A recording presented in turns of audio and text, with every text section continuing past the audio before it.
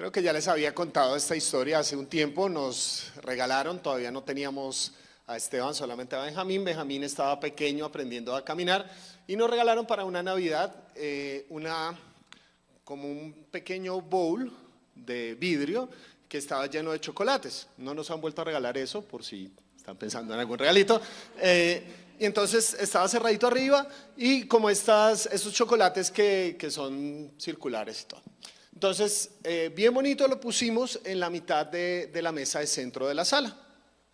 Una mañana me levanto yo, ya se había levantado Benjamín, como digo, estaba ya caminando, y lo veo en una tremenda lucha en la mesita de centro, porque él metió su manito dentro del bowl y cogió todos los chocolates que pudo, pero no los soltaba. Y ahí estaba agarrado, engarzado, casi toca exorcizarlo. Y yo le decía, hijo, suelta, entrega, ríndete en el nombre del Señor y sacas la manito y coges de a uno. Y él no. La primera palabra que aprende todo ser humano, mío, mío, mío. Y bueno, después de una amplia discusión, un convencimiento filosófico de por qué debía, me di cuenta que esa es una imagen de la vida.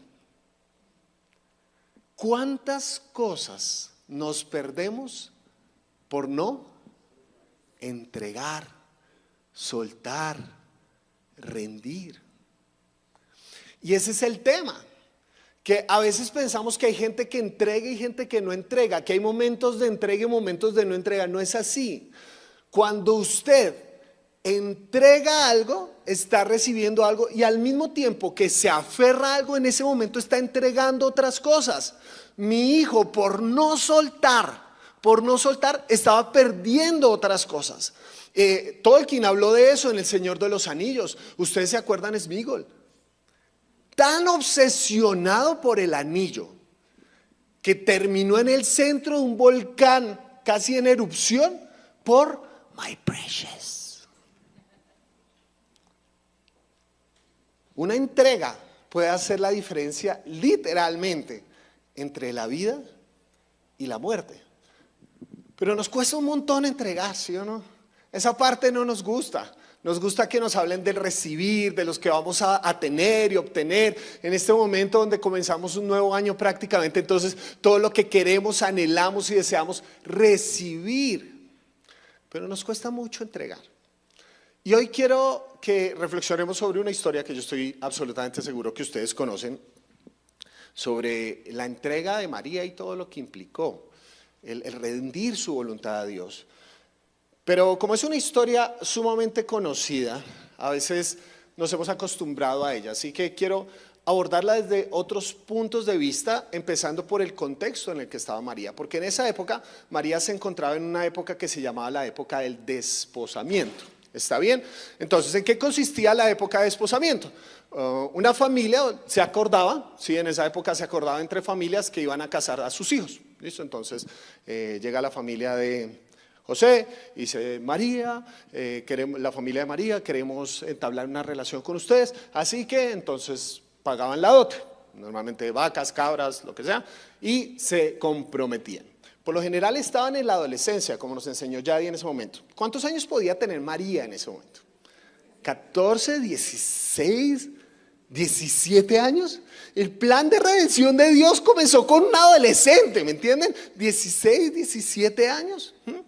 Y entonces venía un momento súper interesante. En ese momento, la desposada iba a vivir durante un año con los suegros.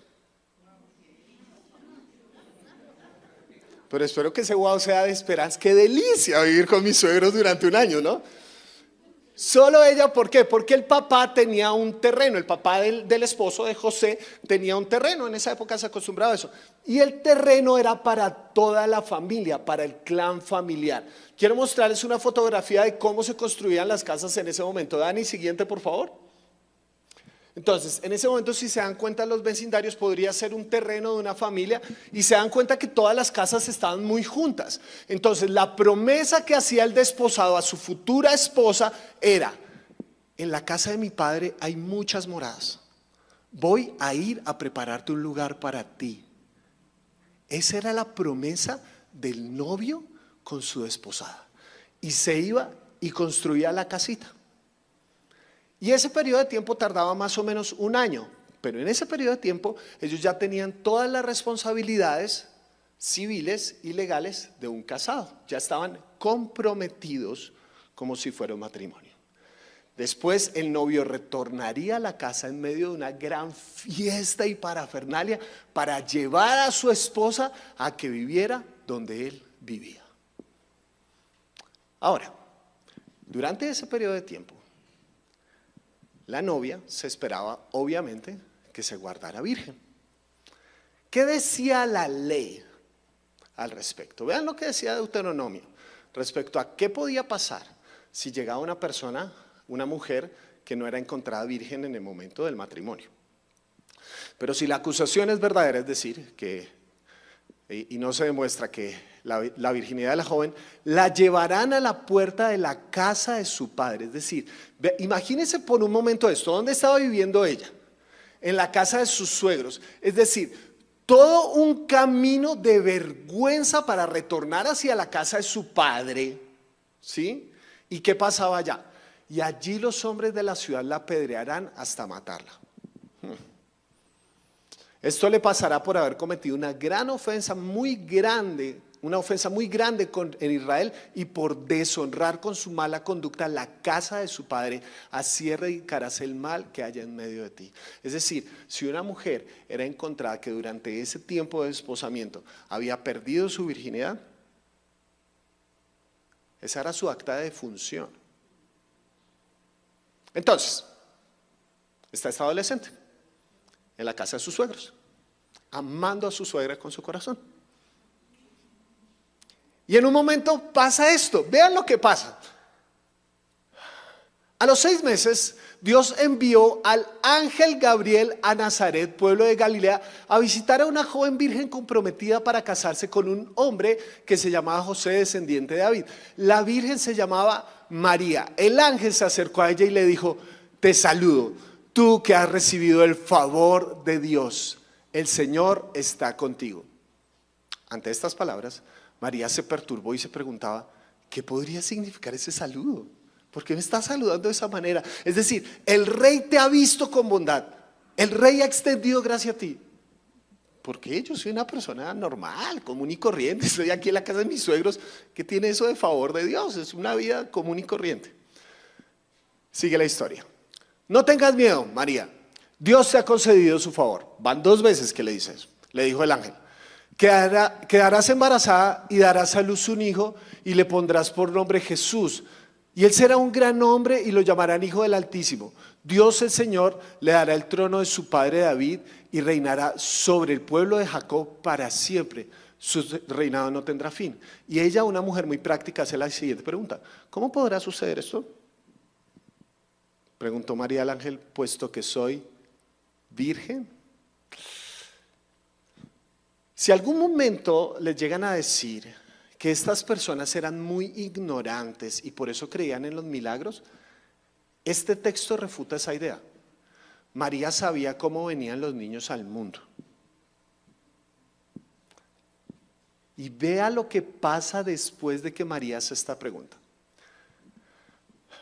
Y el ángel le dijo: el Espíritu Santo vendrá sobre ti y el poder del Altísimo te cubrirá con su sombra. Así que el santo niño que va a nacer lo llamarán Hijo de Dios.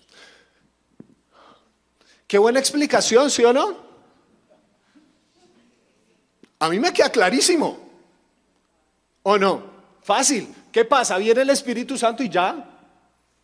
¿O no? ¿No lo ve uno todo el tiempo? Esa explicación, honestamente, de pronto yo soy muy cínico, muy racionalista, pero yo diría: ¿y eso qué? O sea, el Espíritu vendrá sobre... listo. Y vean lo que responde María: aquí tienes a la sierva del Señor, contestó María, que Él haga conmigo como me has dicho. Con esto el ángel le dijo: ¿qué está haciendo María? Entregando todo, man. Todo. Porque yo hubiera podido decir: no me meta en problemas. ¿No es eso lo que queremos? Que Jesús no nos meta en problemas. ¿Que Jesús nos solucione los problemas? ¿No es eso lo que, por eso se llenan las iglesias, o no? ¿Cómo se llenan las iglesias que dicen, pare de sufrir? Toca en portugués, pare de sufrir. Porque eso es lo que queremos, no que Dios nos meta en problemas, sino que nos solucione los problemas. Pero María está firmando su acta de función. Aquí tienes a la sierva de Dios. ¿Por qué nos cuesta tanto seguir los pasos de un adolescente? Porque uno podría decir, y se imagina a veces por las películas de Semana Santa, que María ya era una viejita que no tenía mucho más que hacer. ¿Por qué nos cuesta tanto seguir los pasos de un adolescente que arriesgó su vida por una causa? Y yo creo que hay dos razones fundamentales. Uno es una imagen equivocada de nosotros mismos y al mismo tiempo una imagen muy limitada de Dios. Eso se demuestra, por ejemplo, en nuestra relación con los milagros. Nosotros queremos milagros en nuestra vida. ¿Y cuándo estamos más unidos a Dios? Por lo general, cuando estamos orando por un milagro financiero, de salud, relacional. ¿Queremos algo? Uy, hermano, lo necesitamos con el alma, ahí nos pegamos, ¿sí o no? ¿Cuándo es que más buscamos a Dios? En esos momentos, cuando estamos necesitando más de Dios. Y entonces viene una persona que durante mucho tiempo no ha tenido empleo. Pastor, ore para que me salga este trabajo. Ore. Y una persona fiel ahí estaba sirviendo al Señor. De verdad, hay gente que está sirviendo al Señor mientras está en momentos de dificultad, momentos de dolor. Ahí están con el Señor, conectados. Y a veces les sale el trabajo, les ocurre ese milagro, les cae una persona, les llega el idóneo, la idónea. Y desde ese momento, ¿qué nos pasa? Nos alejamos de Dios. Pero también pasa por el otro lado. Oramos por un milagro, queremos un milagro y no sucede.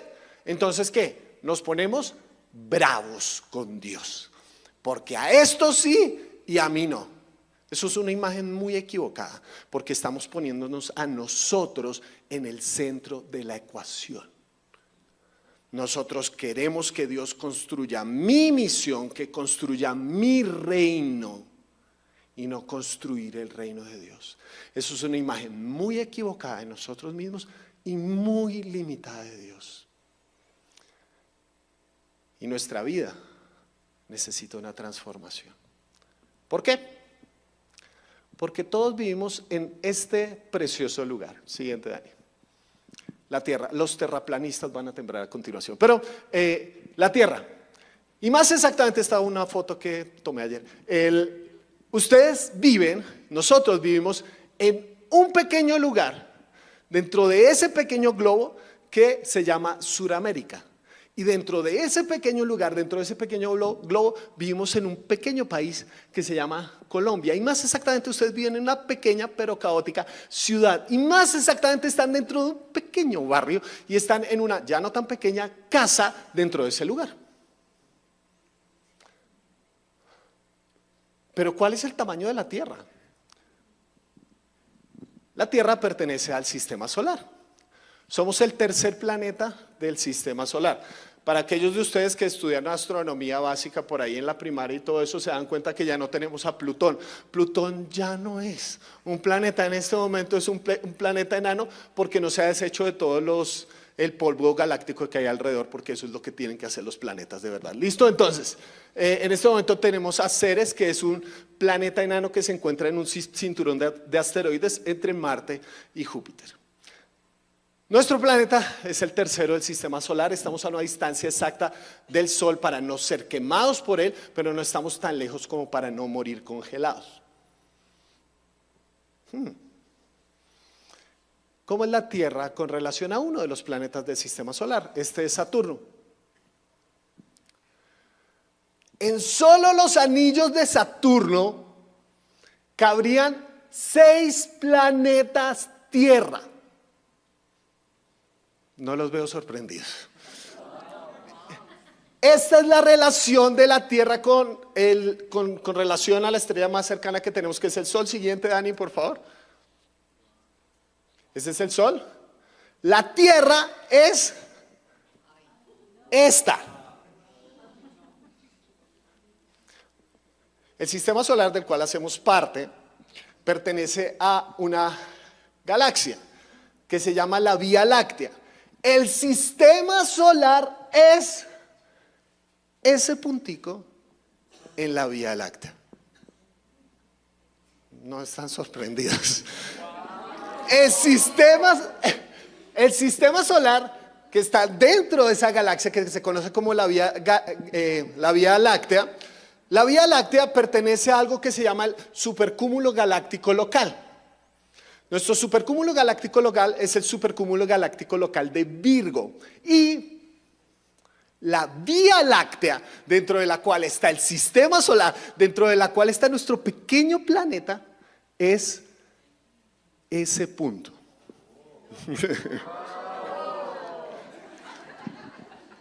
No fue sincera esa sorpresa. El supercúmulo galáctico local de Virgo, con relación al universo que pudiéramos observar, es ese puntico. Ya no tengo nada más que mostrarles. Este es el universo observable. Todos sus sueños, todos sus planes, todas las guerras, dolores, enfermedades que ha habido en la historia están en un punto, dentro de ese punto, dentro de ese punto en el universo. Pregunta, ¿cómo se sienten? Es muy raro viniendo de mi parte, pero me siento pequeño, muy pequeños. Y nos creemos el centro del universo. ¿Qué somos? Una partícula dentro del mare magnum del universo. Y nuestro universo es tan grande que las medidas no son ni kilómetros ni millas, sino años luz. Vamos con física de noveno. Supongamos que hay un carro. ¿Listo? Algunos están como, pero pastor, yo venía a que predicar, no que me diera clase. Listo, supongamos que hay un carro, ¿bien? Y ustedes están en la calle. ¿Listo? Esta es una foto de ustedes. Siguiente, Dani. Muy bien. Entonces, están ustedes, hay un carro y un carro los está persiguiendo. Supongamos que el carro va a 30 kilómetros por hora. ¿Vale? Y por razones que no conocemos, ustedes deciden no ir hacia un lado, no ir hacia el otro, sino deciden empezar a correr. Hasta que alcanzan una velocidad de 15 kilómetros por hora. Si ustedes corren a 15 kilómetros por hora y voltean a mirar el carro que venía a una constante de 30 kilómetros por hora, ahora ¿a qué velocidad viene el carro hacia ustedes? A 15 kilómetros por hora. ¿Por qué? Porque tu velocidad se convierte en una variable que afecta la realidad del carro. Eso se conoce como comprensión newtoniana del universo. Es decir, A más B da C. Si yo aplico una velocidad a esa constante, altera la velocidad en que esa constante viene hacia mí.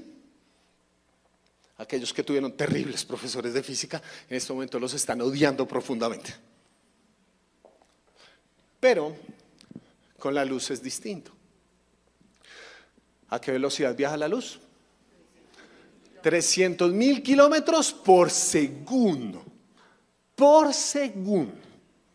O sea, rapidísimo, término técnico. Entonces, supongamos que un día ustedes se levantan y viene una partícula de luz hacia ustedes, digamos, viene a una velocidad de 300.000 kilómetros por segundo. Y ustedes, por razones que no conocemos, no se hacen a un lado o al otro, sino que empiezan a correr. ¿Sí? Empiezan a correr, devuelve la una, Dani. Empiezan a correr a toda velocidad. Y ese día tomaron mucho café. Y alcanzan 100.000 kilómetros por segundo, 200.000 kilómetros por segundo. Alcanzan a equiparar la velocidad de la luz, 300.000 kilómetros por segundo. Y voltean a mirar esa partícula de luz que viene hacia ustedes. ¿A qué velocidad viene esa partícula? A 300.000 kilómetros por segundo. Porque la luz, de alguna forma, es una constante que no acepta variables. Es decir, va a acercarse a ustedes exactamente a la misma velocidad. Ahora, para que nos vuele la cabeza. La estrella más cercana que nosotros tenemos es el Sol, que está a 8 minutos luz de distancia de nosotros. Es decir, la luz que vemos en este momento la emitió el sol hace 8 minutos. Supongamos que hay un ser que puede tener la estrella que está a 10, 20, 50, 100 años luz de distancia de nosotros y nuestro planeta en sus manos. ¿Cómo funciona el tiempo para esa persona?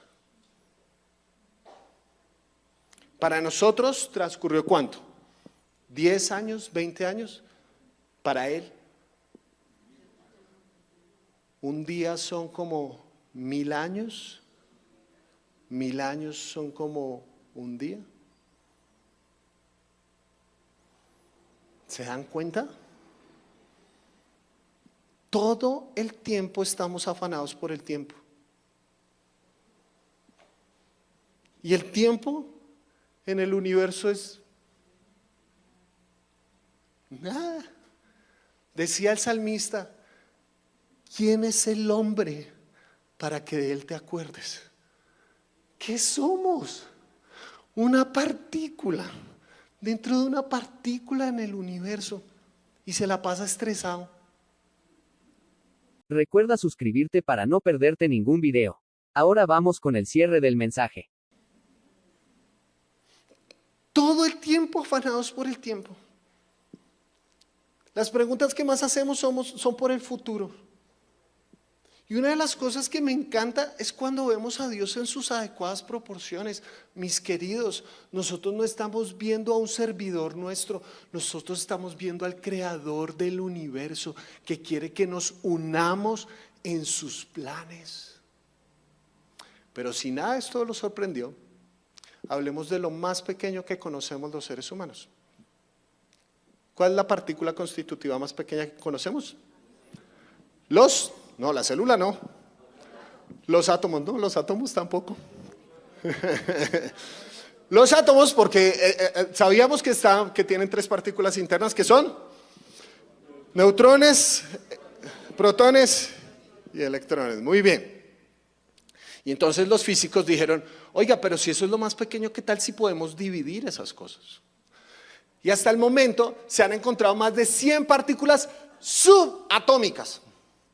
Bosones, gluones, quarks, fotones, una cantidad de... Eso es todo un universo allá abajo. Si ustedes escucharon hace unos años de lo que se llamó la partícula de Dios, era lo que se conoce como el bosón de Higgs. Es una partícula subatómica que salió un 17 billonésimo momento de tiempo después de una explosión. O sea, es una cosa absolutamente microscópica.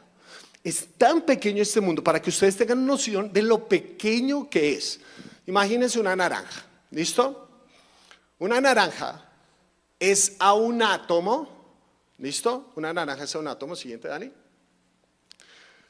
En tamaño, lo que la Tierra es a la naranja. Se han encontrado tantas partículas subatómicas, hoy en día se está hablando de que parecen como cuerdas pequeñas cuerdas, por eso ustedes escucharon lo de la teoría de cuerdas y todas estas cuestiones. Esas pequeñas partículas son tan pequeñitas que un átomo es, como es una naranja al átomo, como es la Tierra a la naranja, es el átomo a esas pequeñas cuerdas. Y ese mundo tan minúsculo, tan pequeño, es absolutamente loco, mano. Absolutamente loco. Si ustedes escuchan a alguien hablar de física cuántica como si supiera, esa gente no sabe de física cuántica o matemática cuántica, pero bueno, entonces esa gente no sabe nada de eso, porque el mundo que pasa allá abajo es loquísimo, mano, loquísimo. Imagínense esto, resulta que las partículas, ellos saben que son partículas, que son partículas, pero se comportan a veces como ondas. Han descubierto un bosón exótico que viaja del punto A al punto B sin tocar nada en el punto intermedio. Por ejemplo, se hizo un experimento de devolver la carga eléctrica de un protón en una esquina de los Estados Unidos. Lo partieron por la mitad, no sé cómo, y en la otra esquina de los Estados Unidos, sin tener ningún tipo de contacto, al mismo tiempo devolvieron su carga eléctrica. Así funciona eso. No sé cómo funciona. De hecho, hoy en día se habla de múltiples dimensiones de la realidad. Y les quiero hablar, explicándolo con mi limitada capacidad, de lo que se conoce como la formulación de integrales de camino de Feynman. ¿Qué quiere decir eso? En el mundo subatómico, cuando lanzan una partícula del punto A al punto B, ellos saben, los físicos cuánticos saben, que la partícula recorrió todos los caminos posibles entre el punto A y el punto B, pero cuando la observan, cuando la miran, alteran de alguna forma esto y solamente se revela uno de los puntos. Solamente se revela uno de los posibles caminos. ¿Me estoy explicando? No me estoy explicando porque soy re loco, ¿me entiendes? Soy re loco. Una partícula viaja todas las rutas posibles entre el punto A y el punto B, todas las ramificaciones posibles, pero tan pronto como es observada, solamente vemos un camino de esa realidad. Es loquísimo. Pero les hago una pregunta. ¿Qué significa la omnisciencia de Dios? Solemos pensar que la omnisciencia de Dios es que Dios sabe lo que va a pasar. Dios sabe lo que va a pasar. Pero nosotros tenemos un problema con el tiempo, porque en el tiempo nosotros lo vemos unidimensionalmente. Nosotros no podemos ir atrás en el tiempo, ¿sí o no? No tenemos esa capacidad. El tiempo es unidimensional para nosotros. Solamente ocurre una de las posibilidades. Ustedes decidieron en algún momento estudiar una carrera dentro de las varias que tenían. Tenían entre ingeniería aeroespacial, ser chef o ser músico, y decidieron ser pastor. Entonces, ¡pum! Tan pronto como toman esa decisión, ¿qué pasa? Todas las otras posibilidades mueren. Tuvieron un novio en la primaria y en algún momento cuando se voltean a ver a este infeliz en medio de la noche y dice, ¿qué hubiera pasado si yo le hubiera dicho que sí a Jorgito? Ya no sabemos, porque las múltiples dimensiones de la realidad solamente tenemos la posibilidad de acceder a una de ellas. Omnisciencia, normalmente pensamos a Dios unidimensionalmente, es decir, pensamos que Dios sabe exactamente solo una parte de la realidad, solo lo que va a pasar a continuación, pero yo no creo eso, porque la física cuántica, lo poquititico que es, me ha enseñado que la realidad es una cantidad de posibilidades y que mi Dios no sabe lo que yo voy a hacer a continuación, sino que sabe todo lo que hubiera podido hacer. Por eso cambia la pregunta, porque la gente dice, Miguel, ¿y por qué Dios nos creó si sabía que íbamos a pecar? ¿Se dan cuenta que esa es una pregunta unidimensional? Porque para Dios, creo yo, fue tan real que hubiera pasado cuando pecamos como que hubiera pasado sin pecar. Dios no solamente sabe lo que va a pasar, sino todo lo que yo hubiera podido ser y todo lo que puedo ser. Yo no tengo acceso a eso, pero Dios sí. Dios es más grande que yo.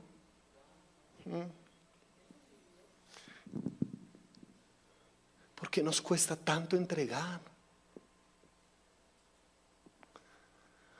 Pasamos mucho tiempo en TikTok, en Instagram y Facebook, viendo tantas cosas sin sentido, ¿sí o no? Y simplemente, por favor, viendo una cosa, una exposición tan simple de lo que es el universo de Dios. Y espero, las prédicas normalmente cuando las organizo yo digo, esto va a ser increíble o va a ser un gran fracaso. Nunca lo sabremos, pero lo vamos a hacer con todo el corazón, ¿sí? Y a medida que le iba preparando, mi propósito era que ojalá ustedes pudieran ver y decir: Señor, ¿quién soy yo? ¿Qué somos dentro de este universo? Volvamos por un segundo a María para ir finalizando. El ángel se acercó a ella y le dijo: te saludo, tú que has recibido el favor de Dios. El Señor está contigo. ¿Cuál Señor? El Señor de las megagalaxias, de los supercúmulos galácticos. El Dios que tiene la galaxia de la cual hago parte, el planetica del cual hago parte, y que tiene la estrella más lejana que nosotros pudiéramos conocer en sus manos. Ese Dios está conmigo. Conmigo. Mi viejo, si aquí entrara la persona que usted más admira en el mundo, usted no le quita los ojos de encima. Eso le cambiaría algo de la vida. El ser humano que usted más admira en la vida le cambiaría. Ahora tenemos la oportunidad de que el Dios del universo esté contigo. Y no solo eso, sino que le dice a María: te ha mirado con favor. Te ha mirado con favor. Ayer fue la primera presentación de Esteban en su jardín. Y los que son papás saben cómo son las presentaciones de jardín de niños. La verdad, no son un espectáculo que uno diga, mejor dicho, que venga a Broadway. No. Son Baby Shark y los niños, Baby Shark, y dele 73 veces distintas. Son niños moviendo su caderita de paso a paso, sí, son saltando a poquito y uno dice: uy, saltó, saltó. Y yo me daba cuenta de algo: todos los papás éramos eclipsados, ¿me entienden? Como si Messi hubiera metido un gol en la final del mundial. Éramos divinos, saltó, me miró, y todos los papás ahí con cámaras. Eso era una cosa. Todos emocionados, había papás con lágrimas en los ojos y yo por dentro, pero solo están saltando. Hasta que salió el mío. Ese man sí salta bien. Esos saltos ustedes no los han visto, ¿me entienden?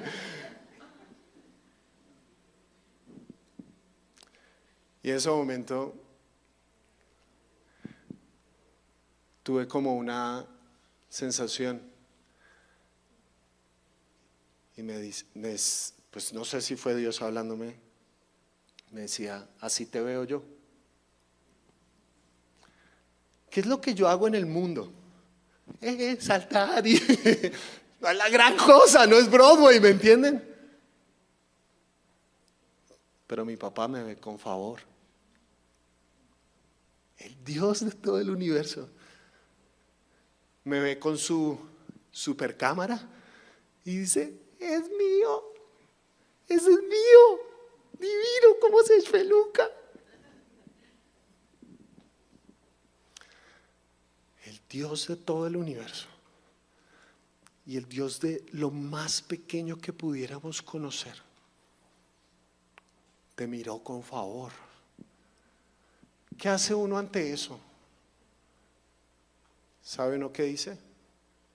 He aquí el siervo de Dios. He aquí la sierva de Dios. ¿Qué hace uno cuando se da cuenta que el Dios de las galaxias y el Dios de la física cuántica extendió su mano? Uno entrega. Porque si uno está en las manos de ese Dios, hermanos queridos, estamos en las mejores manos del universo. No existe nada en nuestra vida, queridos, nada que tome a Dios por sorpresa, absolutamente nada. No existe nada que Dios diga: uy, no, eso sí es nuevo para mí, no sé cómo hacemos. No, nada. Mi invitación, queridos hermanos, es a que suelten un poquito los bombones. que suelten. Y en el proceso se van a dar cuenta que van a encontrar mucho más de lo que imaginaban. Mucho más. Que el próximo año dejemos de estar orando la oración que creo que hicimos al revés. Porque nosotros oramos el Padre Nuestro y decimos: Padre nuestro que estás en los cielos, santificado sea tu nombre. Venga a tu reino, hágase tu voluntad. Esa es la oración. Pero honestamente a veces nosotros somos muy hipócritas orando el Padre Nuestro. ¿Por qué? Porque ¿qué decimos? Construye mi reino, haz mi voluntad.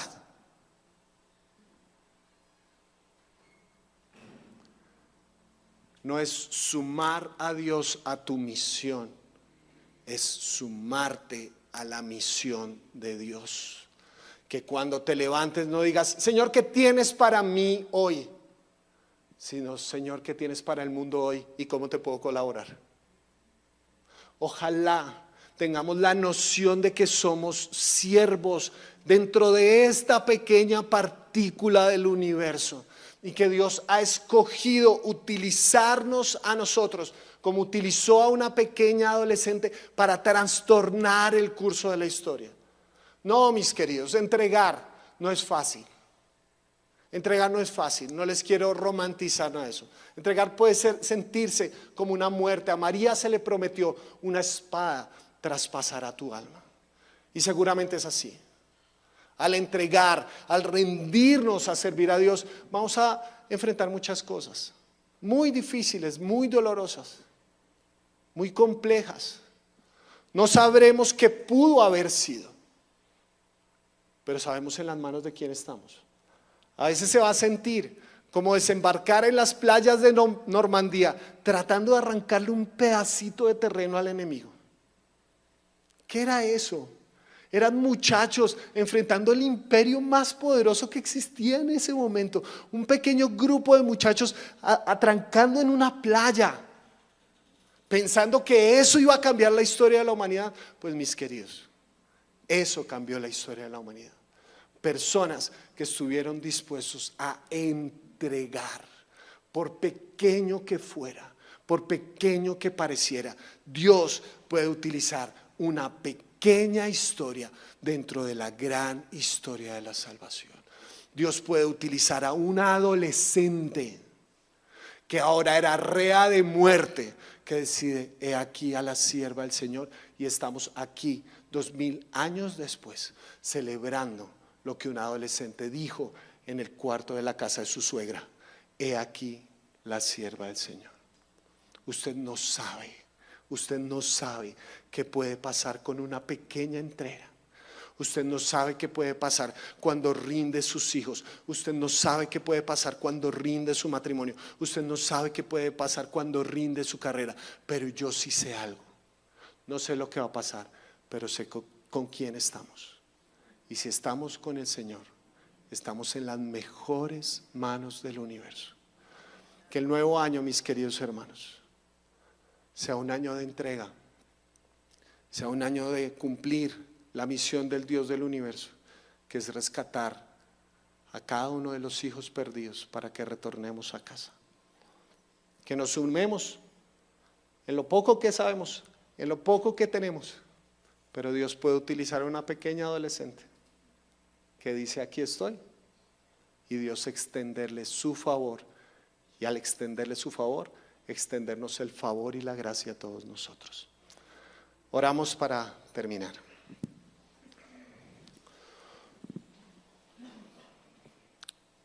Señor, te damos gracias por este día. Gracias por estos momentos sagrados. Oro, Señor, que nos ayudes a ser conscientes de lo pequeños que somos, de lo poco que sabemos y poco que conocemos, pero de lo tan amados que somos. ¿Cómo es posible que el Dios que creó todo esto nos haya mirado con su favor? ¿Cómo es posible eso? A mí no me cabe en la cabeza. ¿Cómo es posible que el Dios que conoce todas las dimensiones de la realidad decida utilizarme a mí en su plan? ¿Qué es el hombre para que de él tengas memoria? Pero aún así, el ángel vino a María y le dijo: has hallado gracia delante del Señor. Ayúdanos, Señor, a vivir con esa conciencia de que somos llamados a un plan más grande que nosotros. Que tu propósito incluya personas comunes y corrientes para una misión más grande, que es extender ese favor y esa gracia a tantas y tantas personas que lo necesitan. Señor, ayúdanos a soltar un poco, a entregar, a saber que entregar puede ser lo mejor que nos pase. Ayúdanos a seguir los pasos de María y que digamos: he aquí la sierva, he aquí el siervo de Dios. Que el nuevo año que ya se acerca, nosotros podamos tener un momento de entrega y de rendición, Señor, profundamente personal, sabiendo que tus manos son las mejores manos, porque son tus manos las que sostienen este universo, Señor. Gracias por este tiempo juntos, gracias por poder adorarte, alabarte, gracias por poder reflexionar en tu palabra, Señor. Pedimos que nos lleves con bien a donde nos dirigimos y que en esta semana nos permitas seguir siendo esa luz que está por encima de la mesa y esa sal que trae sabor a este mundo. Gracias por este tiempo juntos, en el nombre de Jesús. Amén.